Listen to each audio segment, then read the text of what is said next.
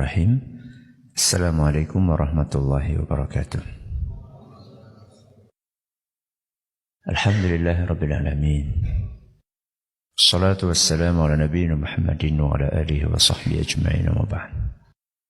Jamaah sekalian kami hormati, ada sebuah kisah nyata yang dibawakan oleh Ustaz Farid Qasim hafizahullah ta'ala.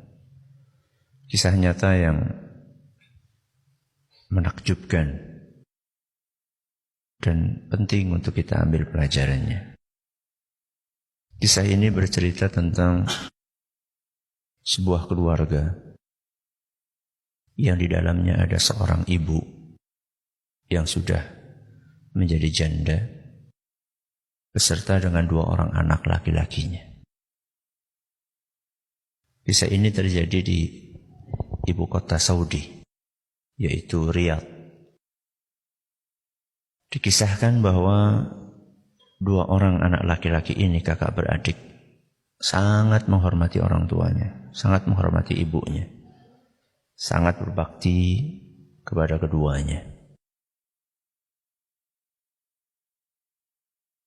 Mereka tinggal di sebuah apartemen nyewa. Kira-kira biaya sewa per tahunnya itu adalah 24.000 real. Kalau dirupiahkan sekitar 80 juta. Biaya apa? Nyewa. Ngontrak apartemen. Kakak beradik ini kerjaannya sopir taksi. Mereka berdua berusaha keras untuk nabung sedikit demi sedikit untuk membayar biaya apartemen tersebut. Siang malam mereka bekerja sampai terkumpul uang sekitar 10.000 real. Padahal kebutuhannya berapa? 24.000. 10.000 real kalau kursnya 3.800, maaf, 1 real ya, 1 real 3.800 berarti berapa? 38 juta.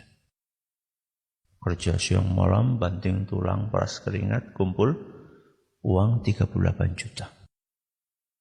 Uang yang sangat berharga untuk mereka karena itu hasil jerih payah mereka. Akhirnya uang itu sama mereka diikat pakai karet, kemudian dibungkus plastik, supaya lebih aman lagi dilakban sama mereka. Ini kan hasil jerih payah yang sangat berharga. Kemudian mereka simpan uang itu di bawah bantal. Di bawah bantal. Mereka berdua berangkat kerja. Ketika mereka berdua sedang bekerja, ibunya masuk ke kamar. Rapi-rapi kamar anaknya, bersih-bersih, nyapu. Nah, ketika sedang merapikan kasur anaknya itu, mau merapikan bantal, dia buka bantalnya nemu bungkusan plastik. Begitu dia nemu bungkusan plastik, langsung mukanya merah. Keningnya berkerut, marah. Baru kemarin dinasehati supaya enggak main kartu. Supaya enggak main kartu domino. Masih lagi main. Tanpa pikir panjang, ibu itu mengambil bungkusan plastik itu dan segera dibakar sama ibunya. Gak lama kemudian si bungsu datang. Begitu datang belum ngomong apa-apa langsung dimarahi habis-habisan sama ibunya. Intinya kamu itu baru dinasehati supaya tidak main kartu. Kok masih juga main kartu? Si bungsu ini bingung. Karena perasaan dia dan kakaknya ini sudah nggak main kartu lagi. Mereka main kartu kemarin sekedar untuk melepas kejenuhan. Walaupun nggak pakai uang, tapi kan seringkali main seperti itu melalaikan ya, dari hal-hal yang lebih penting.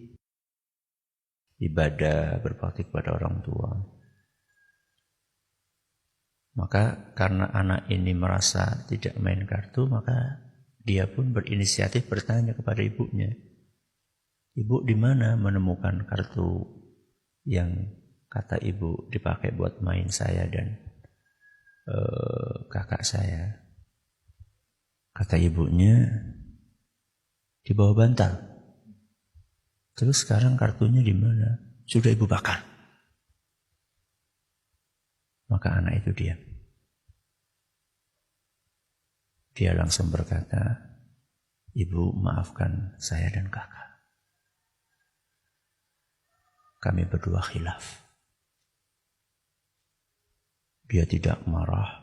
Anak itu tidak menyalahkan orang tuanya, tidak menuduh ibunya ini memfitnah dia, karena memang dia nggak main kartu sudah. Dia tidak katakan bahwa yang ibu bakar itu duit hasil kami bekerja, sama sekali tidak keluar. Anak itu, si bungsu, cuma mengatakan, "Ibu, saya minta maaf telah mengecewakan ibu." Maka emosi ibunya itu ketika anaknya minta maaf langsung turun. Ibunya melanjutkan aktivitas yang lain. Tidak lama kemudian kakaknya datang. Si adik cerita tentang kejadian yang tadi. Kakaknya langsung bertanya, "Apakah kamu jelaskan kepada ibu kita bahwa yang dibakar sama ibu itu uang hasil kerja keras kita?" "Tidak sama sekali," kata si bungsu. "Saya cuma minta maaf. Alhamdulillah ibu sudah tidak marah."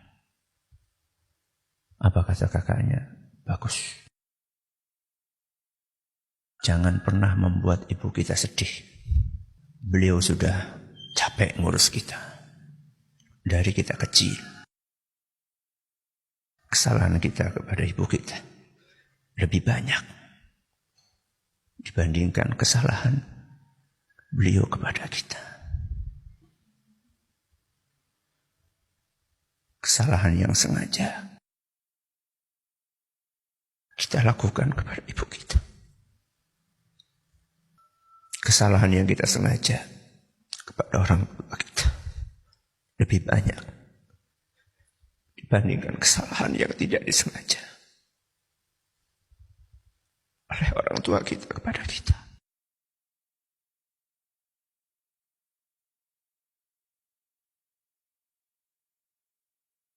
Allah berfirman di dalam Al-Quran, surat Al-Isra ayat 23, "Wa bil walidaini ihsana." Berbuat baiklah kepada kedua orang tua.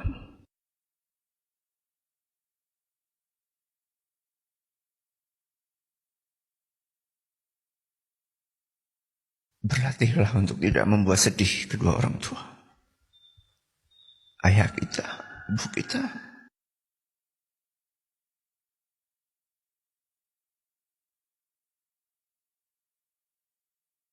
Selama itu kesalahan yang tidak disengaja, bahkan seandainya itu kesalahan yang disengaja. Seandainya itu kesalahan yang disengaja pun, tidak ada bandingannya dengan kebaikan kedua orang tua kita kepada kita.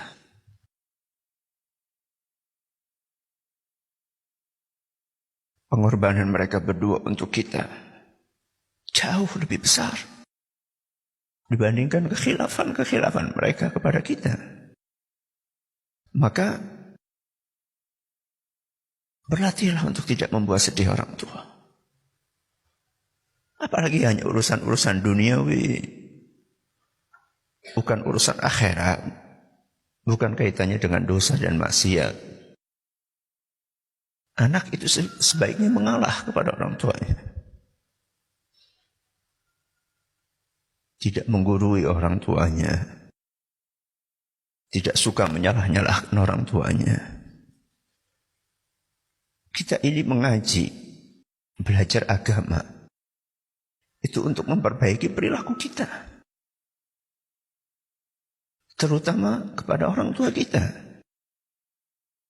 Terus apa manfaatnya ketika kita sering ngaji, akan tetapi perilaku kita kepada orang tua kita tidak berubah? Apa manfaat kita mengaji? Orang yang paling berhak untuk mendapatkan perubahan baik sikap kita setelah kita mengaji adalah orang tua kita. Sebelum teman kita, sebelum rekan kerja kita, mereka yang paling berhak untuk mendapatkan tutur kata kita yang halus, sopan santun kita. Jangan merasa kita sudah punya ilmu ini, ilmu itu, tahu ini, tahu itu. Kemudian kita rendahkan kedua orang tua kita. Karena kita melihat orang tua kita belajarnya nggak banyak. Mereka nggak sempat belajar. Karena mereka sibuk ngurusin kita. Mereka nggak sempat belajar karena harus banting tulang untuk menafkahi kita. Jangan pernah kita merasa lebih tinggi, lebih hebat, lebih pintar, lebih banyak ilmunya dibanding kedua orang tua kita. Ada kesalahan ini, kesalahan itu, ditolerir, ya, dimaafkan. Kalau kita ingin memberitahu sesuatu kepada orang tua kita terkait dengan masalah agama, dengan bahasa yang baik. Jangan seperti seorang anak TK yang menggurui gurunya. Jangan.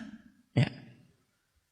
Bahkan ketika kita meningkatkan bakti kita kepada kedua orang tua kita, itu adalah merupakan salah satu cara terbaik untuk mendakwahi kedua orang tua kita. Ketika orang tua kita melihat, Masya Allah, anak saya setelah ngaji, semakin halus tutur katanya, semakin sopan, maka orang tua sendiri akan tergerak hatinya. Nak, kamu belajar di mana? Bapak ibu pengen ikut, di mana kamu ngaji? Tapi ketika kita setelah ngaji, justru perilaku kita semakin tidak baik, semakin tidak sopan, besar kepala, sombong, angkuh. Bagaimana orang tua akan tertarik dengan ilmu yang kita pelajari, dengan dakwah yang kita ikuti? Ya. Maka ingat pesan Allah Subhanahu wa Ta'ala dalam surat Al-Isra ayat 23. Wabil walidaini ihsana. Berbuat baiklah kepada kedua orang tuamu. Yang masih hidup, bersyukurlah. Ini kesempatan emas. Salah satu atau keduanya. Yang sudah meninggal, masih ada pintu untuk berbakti kepada kedua orang tua. Jangan pernah berhenti untuk mendoakan keduanya. Mudah-mudahan Allah merahmati beliau berdua. Wallahu ta'ala a'la wa a'lam. Mudah-mudahan yang sedikit ini bermanfaat. Subhanakallahumma wa bihamdika asyhadu an la ilaha illa anta astaghfiruka wa atubu ilaik. Assalamualaikum warahmatullahi wabarakatuh.